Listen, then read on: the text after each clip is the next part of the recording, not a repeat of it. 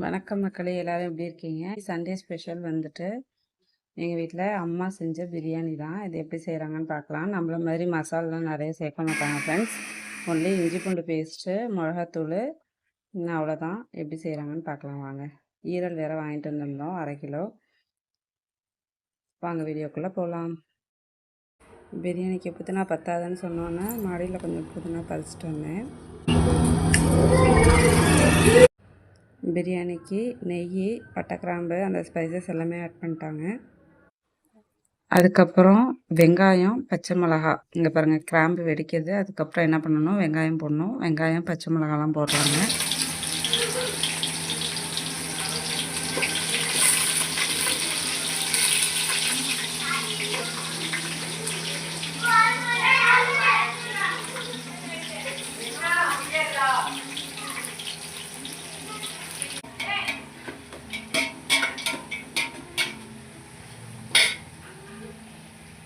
அப்புறம் தக்காளி ஆட் பண்ணணும். தக்காளி ஆட் பண்ணி நல்லா வதக்கணும்.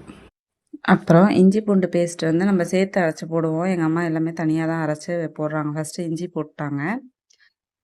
இஞ்சி போட்ட பிறகு அப்புறம் பூண்டையும் ஆட் பண்ணி நல்லா வதக்கணும். இது பூண்டும் போட்டாச்சு. போட்டுட்டு நல்லா வதக்குறாங்க. அதுக்கப்புறம் புதினா ஆட் பண்ணுறாங்க. புதினா, கொத்தமல்லி ரெண்டுமே கழுவி வச்சுருந்ததை ஆட் பண்ணுறாங்க. அதுக்கப்புறம் கறி போடுறாங்க. கறி ஆல்ரெடி வந்து மிளகாத்தூள், தயிர் போட்டு பிரட்டி வச்சுருக்காங்க. அந்த கறியை ஆட் பண்ணுறாங்க ஃப்ரெண்ட்ஸ். போடுங்க.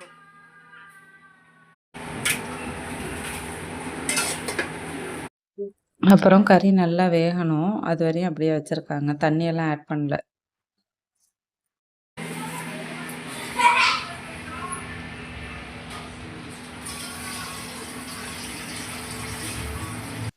ஈரல் செய்ய ஸ்டார்ட் பண்ணுறாங்க. கடாயில் எண்ணெய் ஊற்றி பட்டை, கிராம்பு, சோம்பெல்லாம் போட்டுட்டு வெங்காயம், தக்காளி போட்டு நல்லா வதக்கிட்டு இஞ்சி பூண்டு பேஸ்ட்டு, அப்புறம் ஈரல் எல்லாத்தையும் போட்டு நல்லா வதக்கிட்டு அதில் மசாலான்னு பார்த்தோம்னா pepper powder plus chicken masala, கொஞ்சோண்டு மிளகாத்தூள், இதை மட்டும் போட்டு தண்ணியை ஊற்றலை ஃப்ரெண்ட்ஸ். எண்ணெயிலேயே நல்லா ஃப்ரை பண்ணுறாங்க. செம்மையாக சூப்பராக இருந்தது. சுருள வறுக்கவும் செம்ம டேஸ்ட்டாக இருந்தது ஃப்ரெண்ட்ஸ்.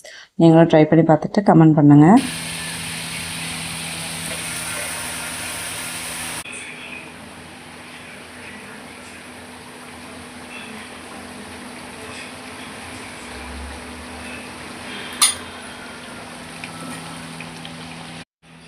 பிரியாணிக்கு சிக்கன் நல்லா வெந்துருச்சு.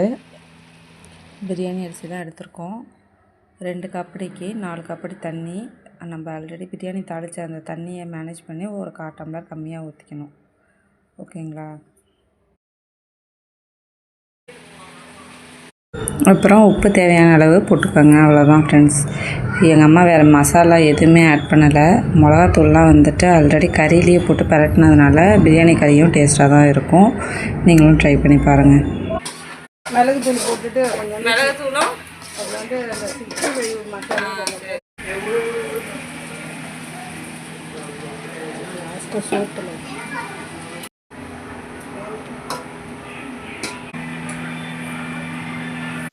1 கிலோவுக்கு 2 லெமன் வந்து புழிஞ்சு அதில் சாறு லாஸ்ட்டாக ஊற்றிக்கணும். தண்ணி நல்லா கொதிச்சிருச்சு. இப்போ அரிசி போடலாம். கொதிச்சிருச்சு.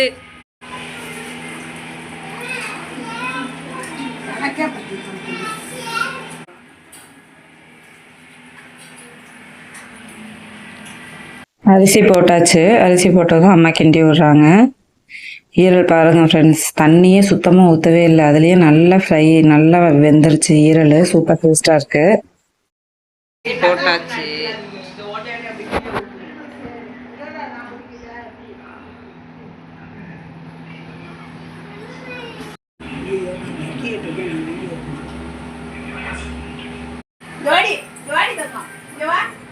இன்னைக்கு மட்டும் பசி வந்துருச்சு. என்ன கவுச்சி ஆயிடுச்சோன்னு கேட்குது. ஒரு ஆகினால நம்மளா ஒரு தாக்கி போட்டா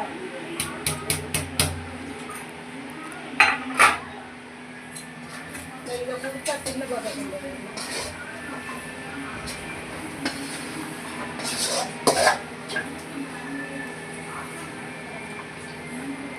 பள்ளி வந்துருச்சு போட்டேன். ஆமாம், நான் தான் செஞ்சேன். ஈரலா ஆமாம் வெந்துருச்சான்னு பார்த்துட்டு சொல்லு கல்லீரல்.